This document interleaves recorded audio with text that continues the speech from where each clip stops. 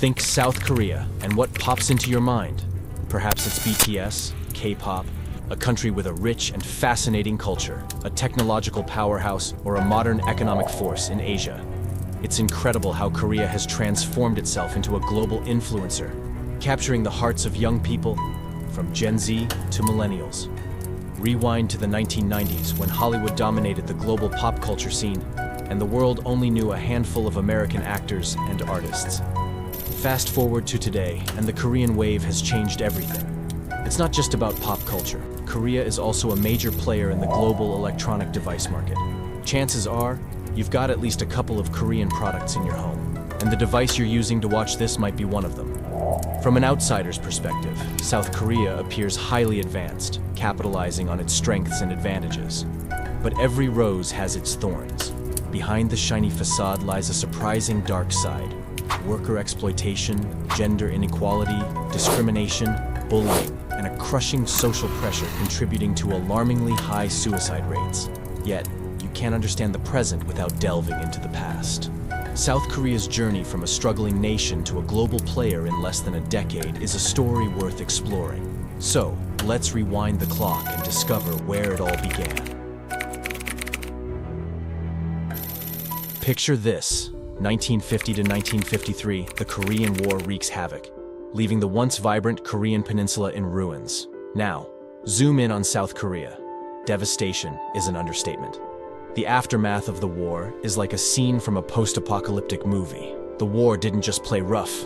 It bulldozed through South Korea, taking down everything in its path.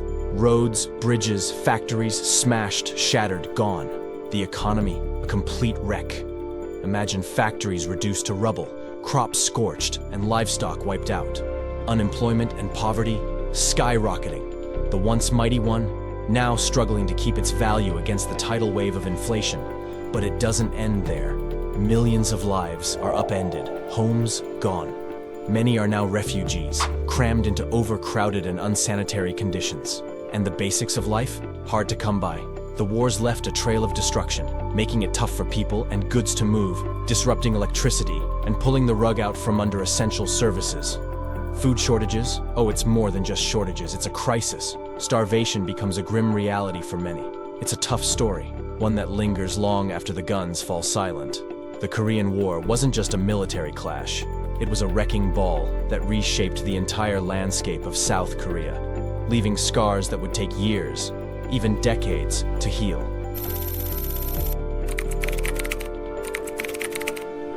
After the Korean War's devastating blow, South Korea wasn't left to pick up the pieces alone. Enter the hero, international aid.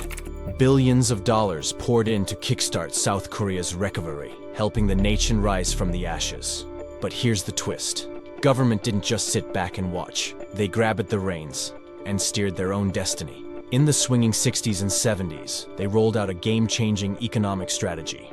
Picture this: export-oriented industrialization. They honed in on industries with serious export potential. Think textiles, electronics, and shipbuilding.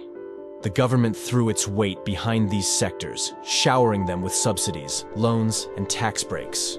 Result? A breeding ground for rapid economic growth. And that's not all. Recognizing that brains were just as important as brawn, South Korea put its money where its mouth was, into education. They cranked up access, cranked up teaching quality, and cranked up the focus on STEM subjects. That's science, technology, engineering, and math. Smart move. The result? A workforce that wasn't just skilled but could dance with the changes, adapting and thriving. Cue the economic success montage.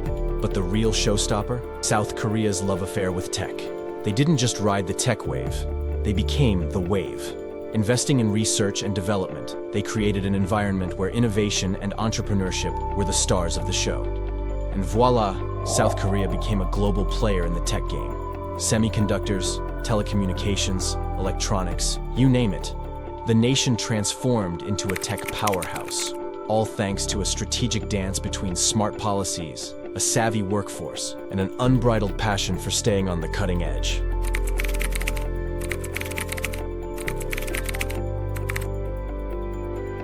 South Korea, rising like a phoenix from the ashes of the Korean War, earned itself the nickname Miracle on the Han River. Fast forward to the late 1980s, and this once war-torn nation had pulled off one of the most jaw-dropping comebacks in history. Boom. South Korea wasn't just back on its feet, it was strutting as one of the world's top-notch developed countries. The economy? Skyrocketing. Quality of life? Off the charts. Fast forward again to today, and South Korea isn't just on the map, it's owning the map. A global export heavyweight, a tech titan, an innovation hotspot, you name it, South Korea's got it. From a post-war wasteland to a thriving developed nation, it's a story that doesn't just inspire, it shouts from the rooftops that progress isn't a far-fetched dream. South Korea's journey isn't just a tale of survival.